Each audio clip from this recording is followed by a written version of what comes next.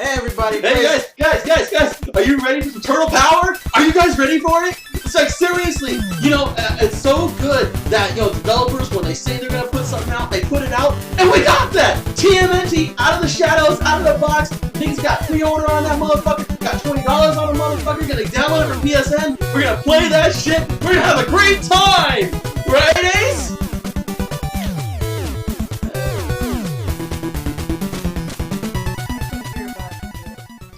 I'm mad!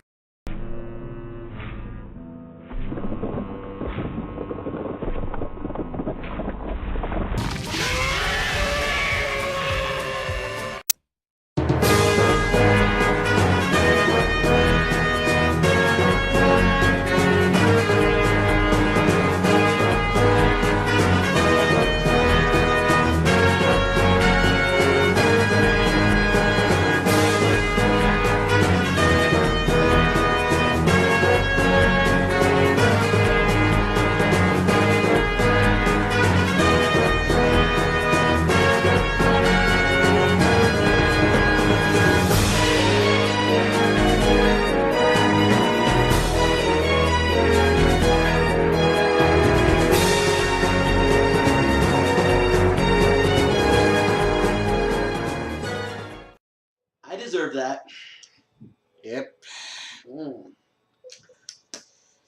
So, as you have probably noticed by this point, There's no TMNT. Just admit it, Ace.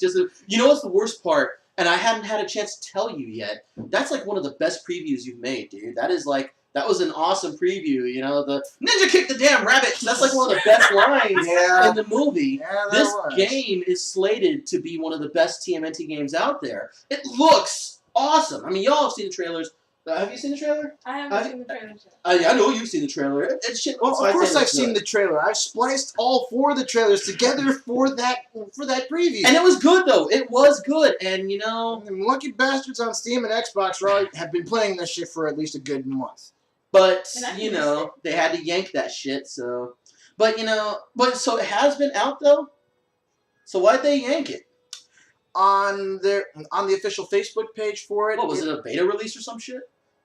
They say that it's taking more time than they had anticipated to polish up the PS3 version. Which, That's what online distribution is for, fellas. But hot fixes, patches. But at the same time, no. I do have to bring it up. It's like the people that we want to strangle for DLC oversaturation, Capcom, are the ones taking advantage of online distribution, whereas the guys that could seriously use it and come out with a progressively improving product, going from good to great to, again, probably the best TMNT game in years. This shit did look sweet. I'm gonna have to Not watch taking the trailer. advantage of it. Please do. I feel so out of the loop. I have to watch the trailer now. But I gotta point out to you, though, I mean, we have talked about it before where I think, yeah, we have complained about the fact that they'll put a game out and then immediately patch it rather than having a polished game out there. But in this one, it pisses me off because now that I know that it was out on the Xbox and Stream already, and the release date was, the thing is, the release date was already set and damn near all over the rest of the internet, mind you. No one really said a damn thing about it. As far as, like, I mean, the release date was still September 24th on Game FAQs, for crying out loud. Yeah. But these things happen. We got a great preview that we'll use for when TMNT does come out. So let's all pretend that preview doesn't exist no matter how good it was. It was good, by the way. Hey, props, bro. Well, technically I can say it doesn't exist because I haven't seen it. And if it's not in your worldview, it doesn't exist. So, what are we going to do today? Well, I've been wanting us to get into some co-op gaming. I got my controller. I gave him one. Even she got one. We have controllers. We need a game to play. So, damn it, we're going to game. Today. Oh, Anita Sarkeesian, I hope you're watching this because we are seriously about to objectify some ladies here. Dragon's Crown? Oh yeah. Oh. You look like a black Amazon. So, with that stated, get ready to game, people. Dragon's Crown's coming your way, courtesy of Bit Trauma and, of course, Blazing Ace Nelson, Varel Kethin, that bastard, the Hooliganz. The Hooliganz gonna do this shit. Although, calling out neat, I thought she was like not even putting out videos right now. Like, seriously. Hey. When I say I'm the professional, that also means the professional at beating a dead horse. So is it necrophilia to beat off a dead horse? Knew that was You know, I should have cut the footage right there. Yeah, But you should. didn't. But you didn't. We'll So, see you on the other side of the fade. let's play some games. On the side of the fade. Let's play some games.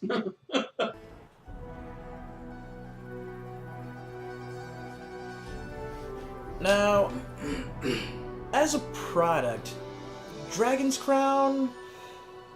Well, Dragon's Crown and controversy go hand in hand. But it always wasn't so. Let's not forget that some of the original artwork, which is out there for this stuff. Yeah, back when this was going to be titled as Princess Crown. Yeah, and it showed it off as being really, I don't want to say drab, but I am going to say mediocre. I'm going to say, in comparison to what it is now, it was your standard hack and slash fare. I'm talking about straight out, it might as well have been taken from Dungeons & Dragons 2.0, that kind of artwork, you know what I mean?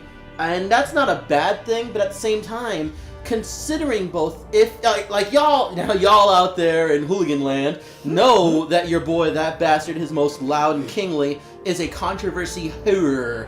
I love me a good scandal. It ain't even like it's not even like I enjoy the downfall of other people. You know, I don't do that fucking. Do. I'm not really that into Schadenfreude, believe it or not. Schadenfreude, whatever. But I do enjoy me a good controversy. It's just like, oh, that person fucked up doing this. Oh, that's cool. You know, and while I just said that I'm not really into no, I do, me personally, I make a difference. Now, with that stated, Dragon's Crown, for what it damn, she is adorable.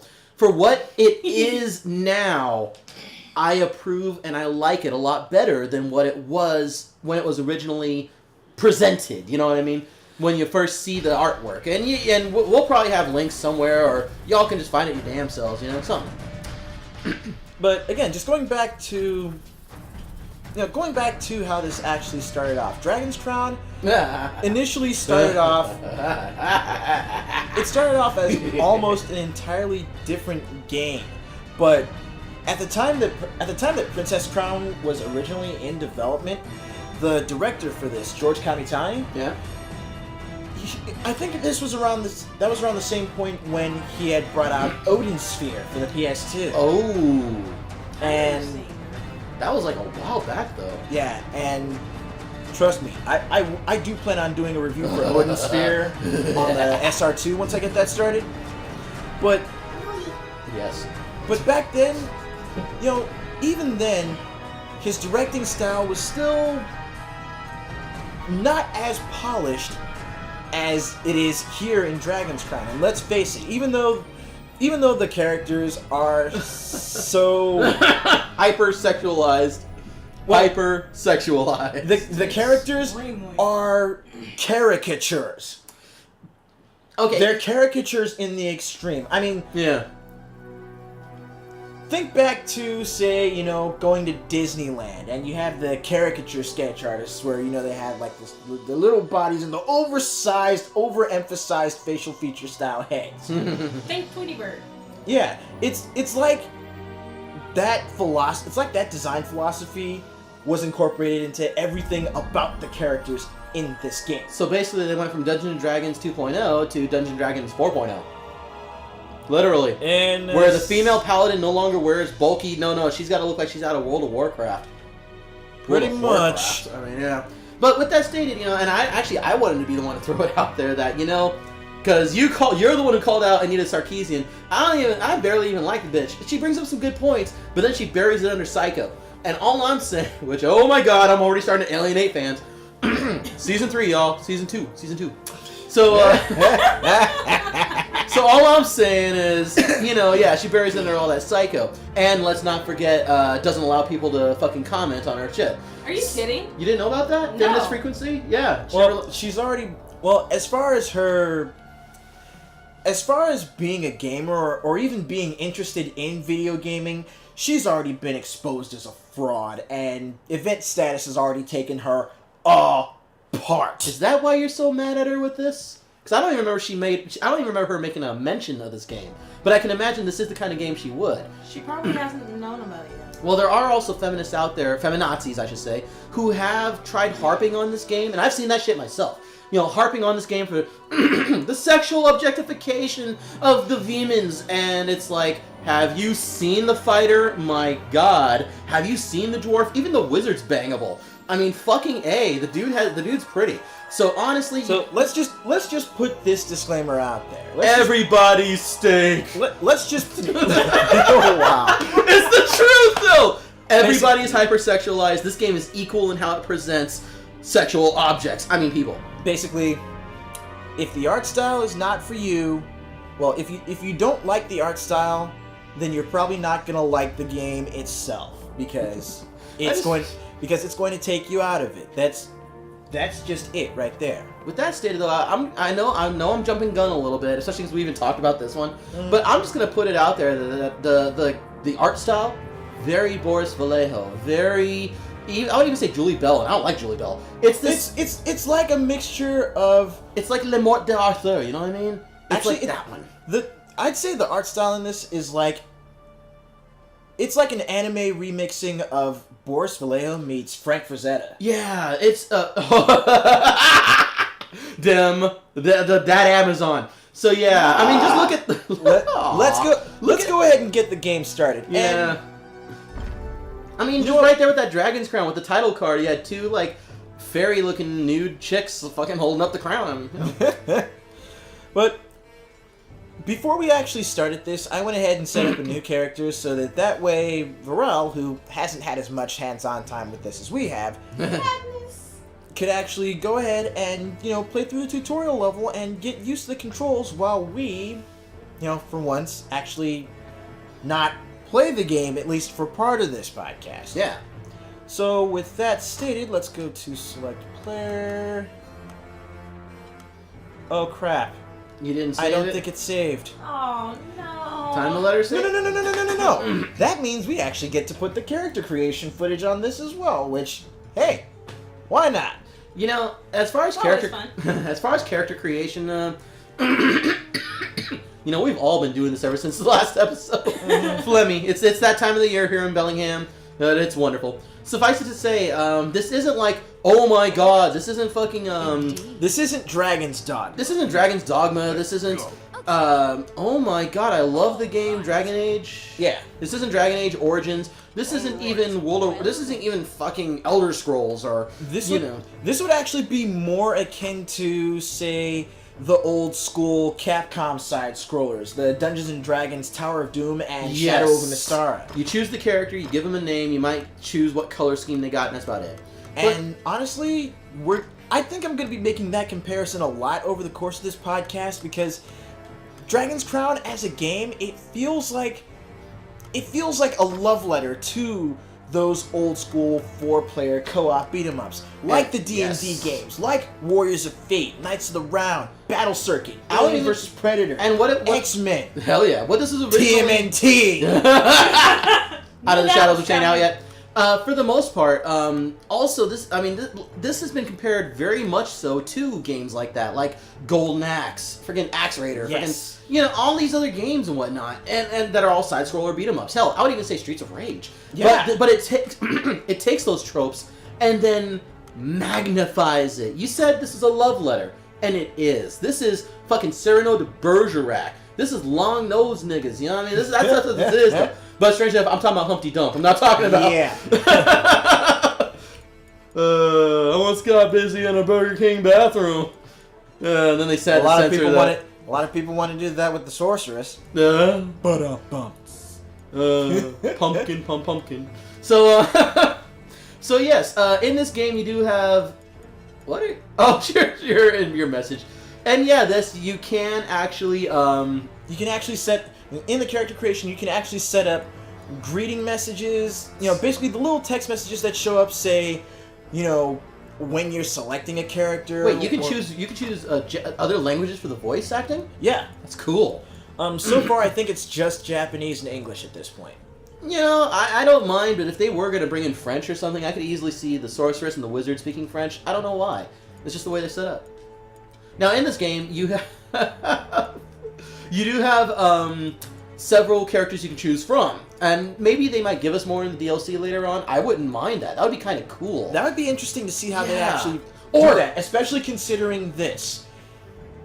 Remember, Atlus's parent company had just recently gone out of business, so they had to get picked up by Sega. So who knows if support for Atlus games like Dragon's Crown or Shin Megami Tensei are still going to continue the way they have been. Yeah.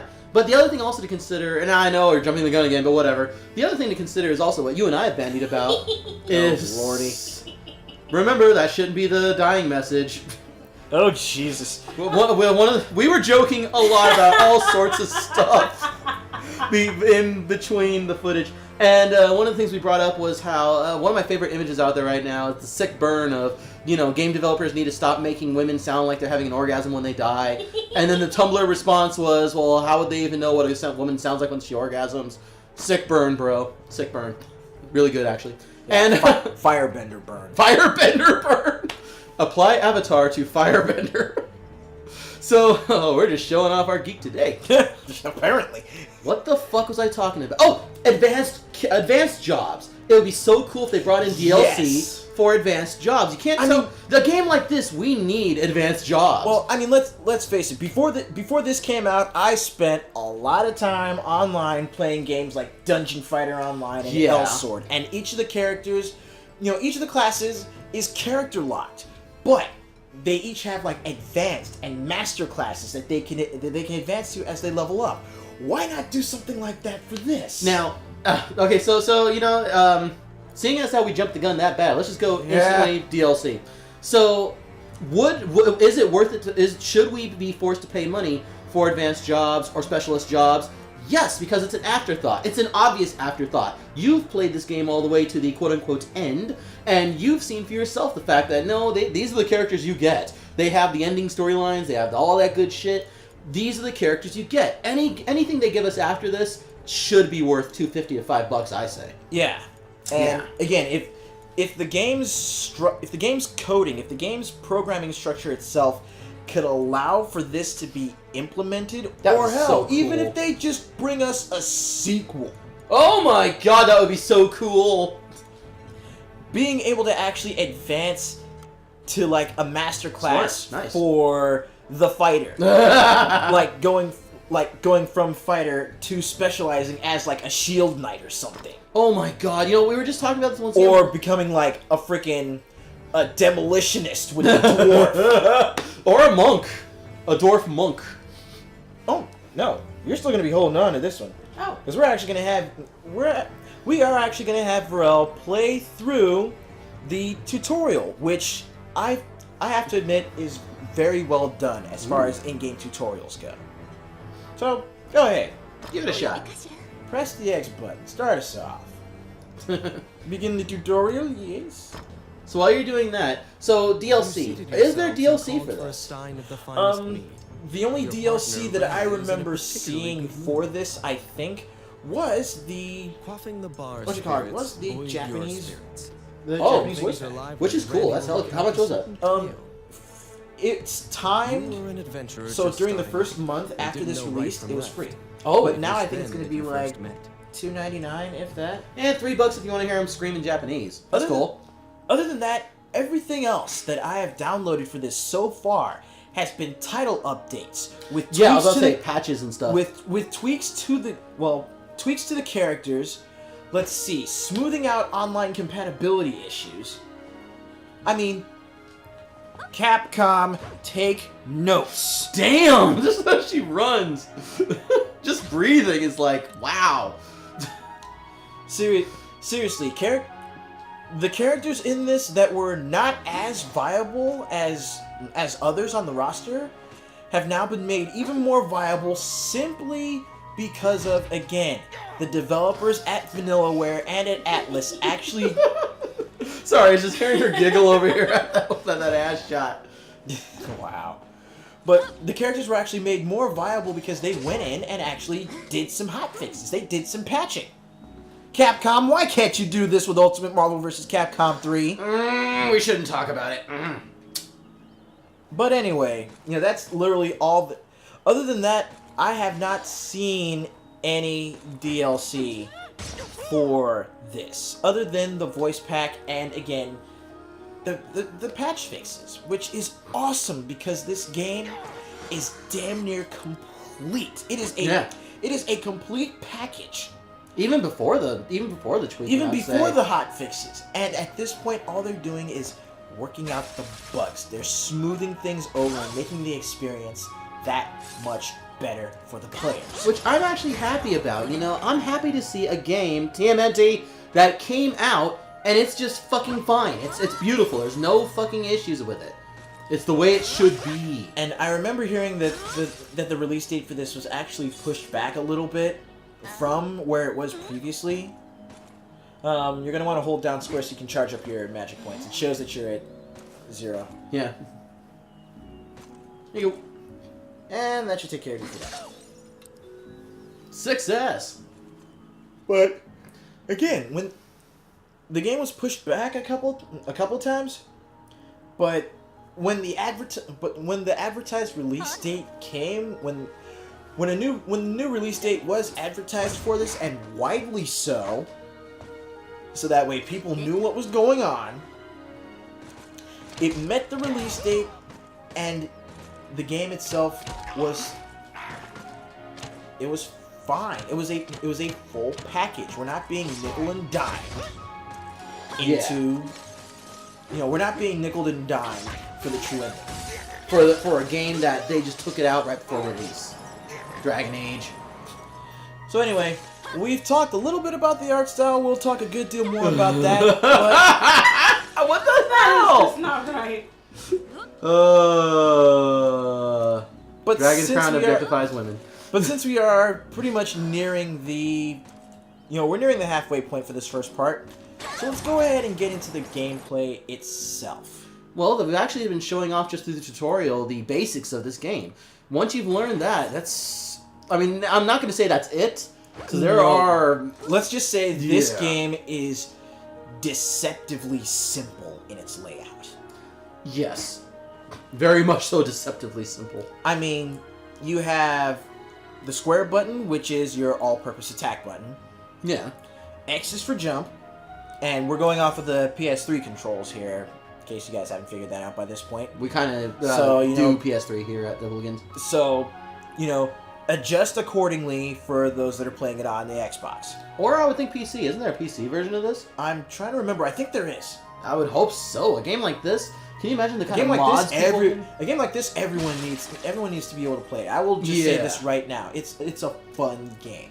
Now, right here, here's something interesting for you. Now, once you get past the basics... Oh, no. So what else is the basics? The triangle and the circle? Yeah, for triangle, that is for picking up and using weapons that enemies drop, like crossbows or various kinds of projectiles. Which she just did, actually, yeah. After appearing from out of nowhere. Now... The R1 button, the R1 or the right trigger? What does circle do? Oh, circle is for your character's special abilities like magic for your spellcasters, or for certain special attacks with your melee fighters, or in the case of the elf for actually firing your arrows. Now, here's the kind of cool part about it. If you use the right stick, you'll actually see a little cursor on the screen. There it is.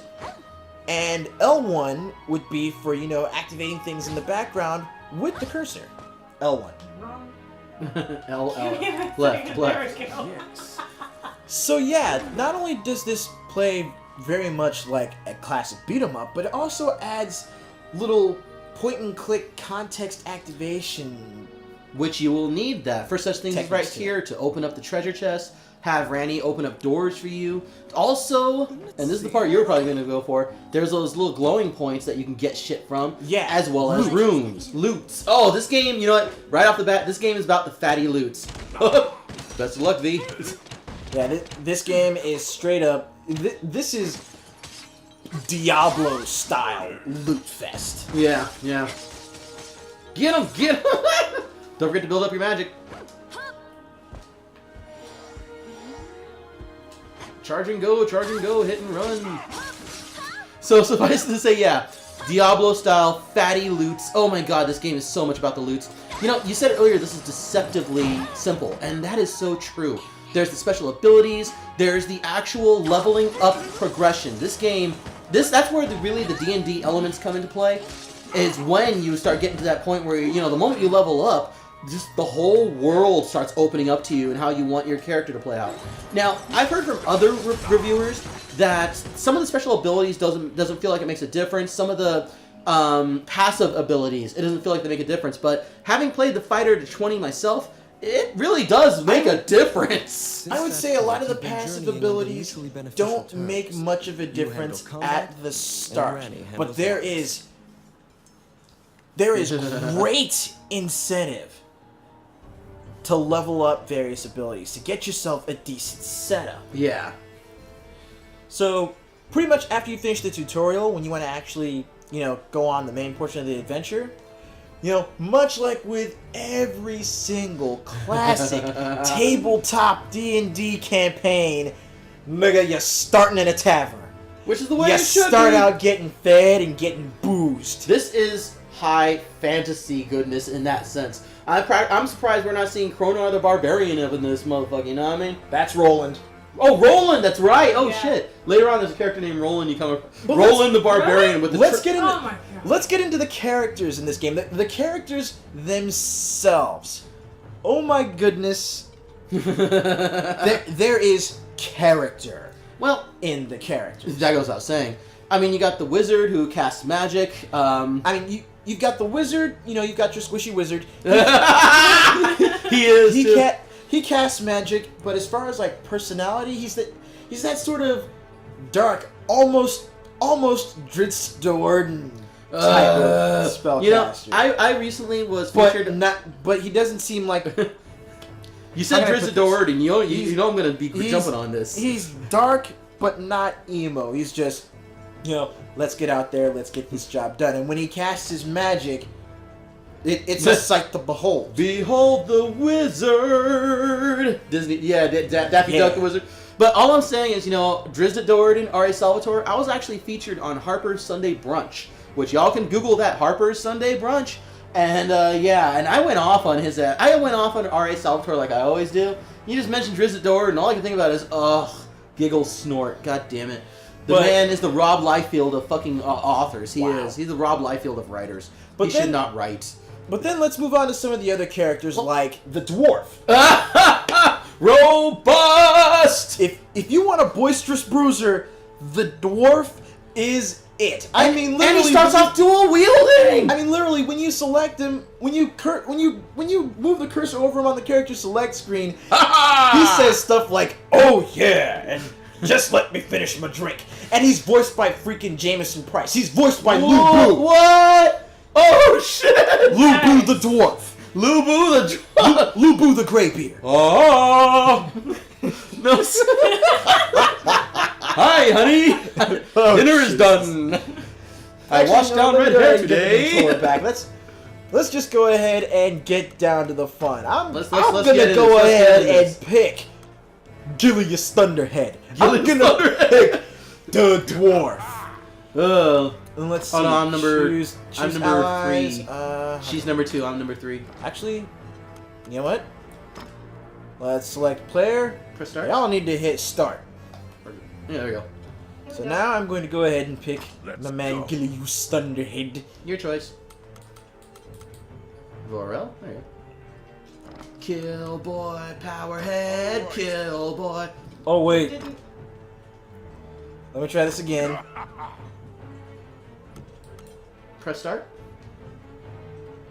Does she have a start button? Yeah, she has a start button. Oh, okay. Oh, there you go. For some reason it didn't. Press pick X. her. That's why she pressed O on accident. There we go. So now that we're all set, I'm going to go ahead and report our adventures to the Tinkerbell's cute barkeep, ass. I thus so lit saving up. the game. like everything fantasy game based, save now, save off, and report your adventures, and you will not regret either dying or frickin' losing out on a piece of loot, because this game is about the loot. Y'all noticed when we were choosing the characters that they actually had the items on the side? That's because that's the shit we actually got on us. And by the way, and when we're dragging her. And when you equip weapons and armor, it actually shows on your character sprites too. Yeah. Like for example, the axes that my insanely black dwarf, damn that nigga black, is dual wielding. I'm sorry. Then there's that. So yeah, while you're in towns, friendly fire, but it won't actually damage you. It's just. But it is fun as fuck. Sorry, guys, You know what kind of, oh my god, you you deserve that. I'm sorry, dude. So oh shit, did somebody lose their weapon? I did. Sorry. Don't worry. How do I block? I remember how to block. So But yeah, each character has a special ability that they can trigger while holding down the square button. For some, it's blocking, like with the Amazon and with the fighter. And in my case, I also have on their special abilities the whole improves attack and defense or something like that of anybody who's in my Demez. Damn, wait, go back. Let me get the guy in the middle of the screen. Dude, did my range increase? What the fuck? My range did increase. I increased the range on that for you. Thank you. This is Ace's copy of the game, so I haven't actually had a chance to buy one of my own yet. And whoa, sorry. And with the dwarf, you basically have a stone skin buff. Ow! So pretty much while he's holding that position, he basically can't be moved. Go ahead, hit me. I'm helping you, my friend. Well, stop helping me. Hit me. Oh, okay. Hit him. Ow! Damn it! Stop hitting me! Well, stay out of the way. No, and again, notice the dwarf is not being moved for nothing. Truth. He is. Don't waste items now. I'm Don't not. waste items. He is buff, big McLarge, huge. Big McLarge, huge. I think we're having an issue with the controller over here, Yeah, dude. because I'm not moving. Uh-oh. Let me see. So we have here a Street Fighter style controller going on, and it's affecting this. So suffice it to say, yeah. So DLC, we've covered DLC. That's been covered. Come on. Uh-oh. Yep, I'm not moving. If need be, I can swap out during the break.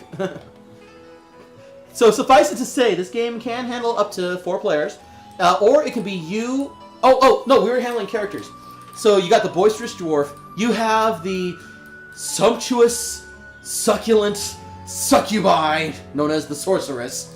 And not only now, what makes her different than the wizard is that she can handle magic, as you saw in the tutorial, but also what the tutorial didn't show V over here, was that you can actually animate the piles of skeletons that you come across. In this game, you will come across piles of skeletons that you can either, with the sorceress, reanimate to become a temporary ally. That sucks. Yeah, I know.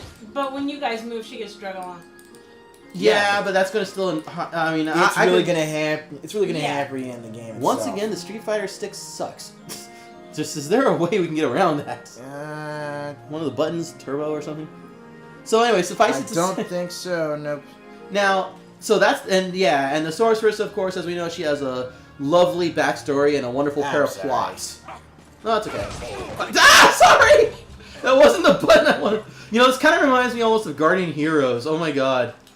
So anyway... Which means what we're gonna have to do is switch out characters. Well, no, you can play. It's okay. So, You sure? yeah. I'm too busy talking anyway. Yeah. We'll just let Ace handle it. So, so once again, you have the succulent succubus, sorceress, who is just, she is very helpful.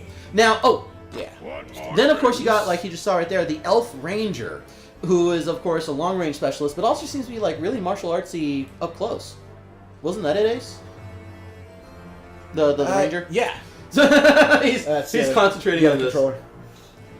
Oh, this is gonna be fun. We gotta screw around with this at the break. So you got the long range with the ranger. You got, of course, now I had to. There we go. I had to bring him up because my guy, motherfucking Malice Atreides, the fighter. Now the fighter can actually be spec'd out for either, as you guys just saw, that shield wall going on, support, or. Actually, that's pretty much all I remember. He could be spec'd out for support and defense, or just full on offense. Yeah. And And he is credit to Steam. He is viable.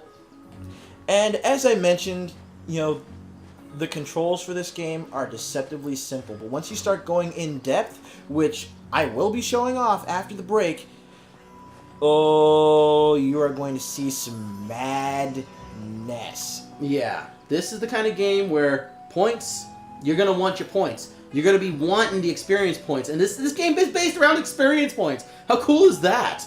I fucking love that system with this. So, guess we'll be catching you after the break. So yeah, in the meantime, let's go ahead and stop off at the Adventurers Guild real quick. Back again, eh? Oh yeah, he's not sexualized. Not at all. You don't want to grab his massive fucking throbbing biceps. Wow. Now that you mention it. Catch you guys after the break. Massive throbbing break.